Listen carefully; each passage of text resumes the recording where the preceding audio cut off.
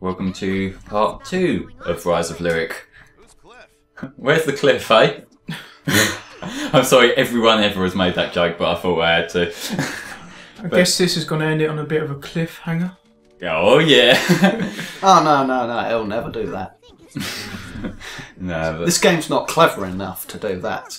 Well, it does have sequel bait at the end, but as though this game's actually getting a sequel. But anyway, this is the first of the hub worlds, and God, is this place boring. Like, look, it's just so barren. This speed section is the only really interesting part, isn't it? So open, there's nothing in it, innit? I think they should have incorporated enemies that you could fight. It would give it a little bit more of a variety, like, and actual places where you can explore. Sort of like the hub world in Sonic Adventure. I mean, it was kind of barren, but there was a few notable places that you could explore, like Tails' house or BM1, Station Square, stuff like that.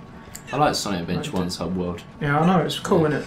I still don't think Sonic games need hub worlds. I think they're completely pointless. I wasn't a fan of the Generations hub was my favourite hub world. Yeah. It's just the menu. Yeah. Even then, the whole having to climb up to challenges thing was obnoxious, but what you just saw just then was this game's camera showing off its charm. Because the camera in this game is all over the place. Like, sometimes it'll behave itself, other times, no. With Sonic Adventure 1, I preferred its... compared to Sonic Adventure 2, like, not gonna lie, I like both, but what Sonic Adventure 1 does for me is that I like the mystical, primitive edge mixed with technology, like with Eggman and everything. I think it blended very well. There's an actual atmosphere. There is, yeah. And the music is pretty kick-ass, actually. Like, I love like the SA1 soundtrack so much. Yeah. That's one of the best soundtracks, I think. What is the hub world? The hub world where you fight Chaos 4, when it's like, sort of like chanting. Yeah. Yeah. I enjoy that so much. He doesn't have a mouth. It's just a beard. Yeah.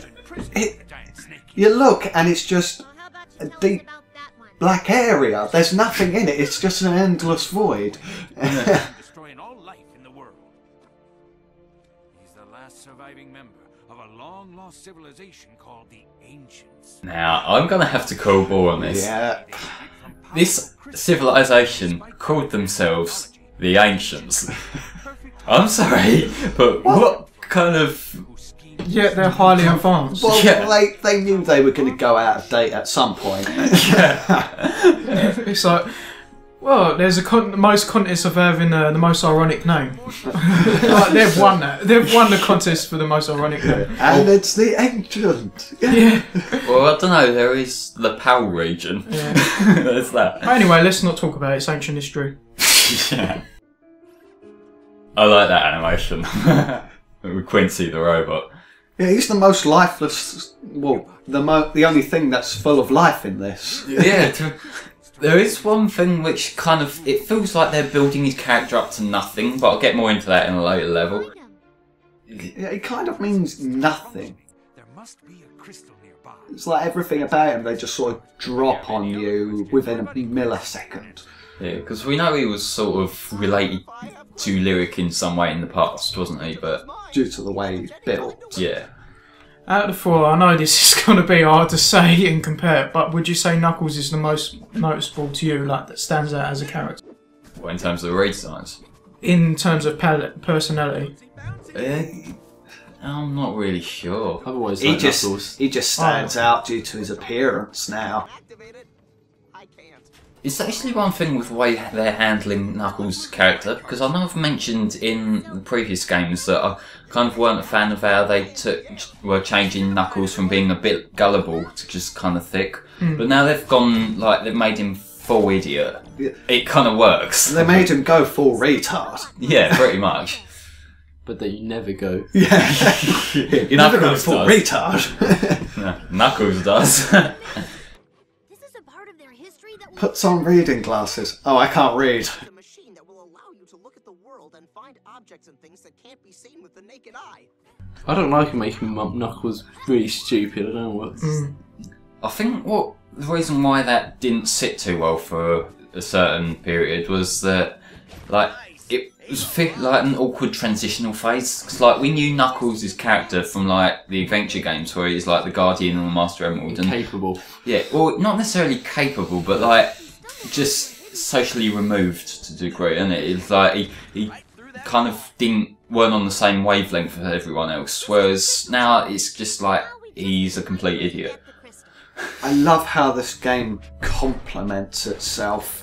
Yeah. It's like, Ava rocks. No, it really doesn't. It's the most pointless piece of shit ever. If I reminded you you're not bored yet. That's pretty much the Why vibe haven't you it broken gives. that wall yet? I'll tell you in 20 seconds.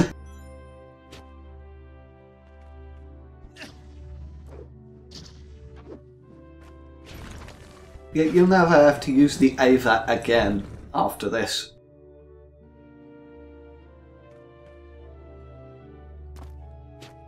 But this is basically the same sort of platforming we had in the first stage, and it go find the button, kick the button. No, it's not fun at all. That is the easiest main objective ever. Isn't that what this whole game is? Yeah, Just you have to hit find the buttons and- You have to find those crystals, and that wasn't even a challenge. No, it's just sort of. It just seemed like an inconvenience. What is this game? It's just like finding things. It's like hitting buttons and then just like waves of enemies, right? It's, Yeah. Is there anything else? It's Not really. It's not action adventure. Oh, the quick time things, like when you do go a bit faster. Quick time thing. Whatever, No, you know. On the rails. Is that? Yeah, no, there's not really that many of them to kind of make up for it, you know. But even then, that's not gameplay, is it? That's holding forward. It's not action adventure. It's not fast gameplay. It's not puzzle solving. No, it's just sort of endurance, like Joe said in the first part. It's an endurance test. Thank you. I'm sorry, but that character design is kind of bizarre. He kind of reminds me Yeah. of Goofy. Please save him. Can I just say how much I fucking hate Goofy's voice and Donald? Like, I've been watching somebody play Kingdom Hearts lately, and it's just them voices are fucking great. Like, that's one of the things that's always gave me such a resistance towards Disney, to be honest. It like plays up the stupid voices, and it's just obnoxious. Have you ever played any of the series then? I haven't. Well, actually, I played a bit of the first one, but I got to like the first fetch quest I've and never thought, played it. I kind of know a bit about the series because of knowing certain people, but I don't care for it much myself. I'm going to give, Persona 5 a try and JoJo Gates of... Is it Gates of Heaven or Eye of Heaven? What, the new fighting game? Yeah. That does look... that looks So like some- it could be kind of cool. Yeah, it gives me a incentive to buy some stuff on the PS4, to be honest, because in terms of games, there's pretty much nothing. Like, I'm not going to I lie. told you! I know, but Yeah, I know. I've been actually playing them. Yeah. So. What have you been playing so far on it, the PS4? Far Cry 4 and Destiny mainly. I know a lot of people give Destiny shit, but it's pretty enjoyable. I think the reason why that kind of got a bit of flack was that it feels like an underwhelming version of Halo. Can see what people are saying, but personally, I just play it for like just to chill out and everything, and it does its job. Fair play.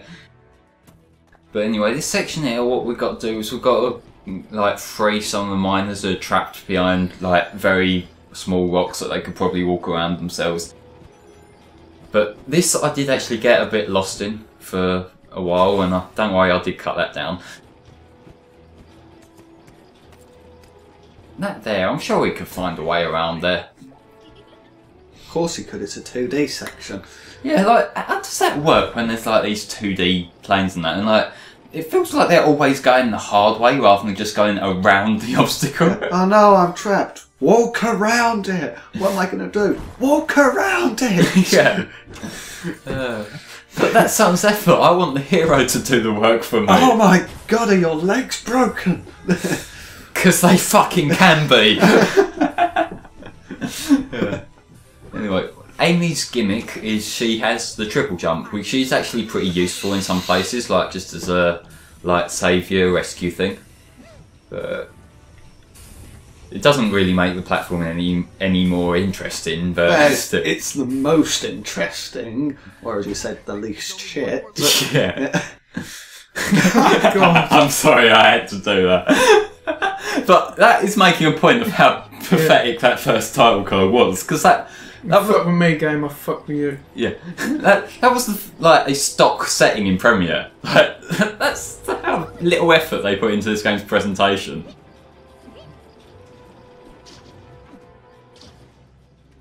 You know, it's very convenient that they have those beams now.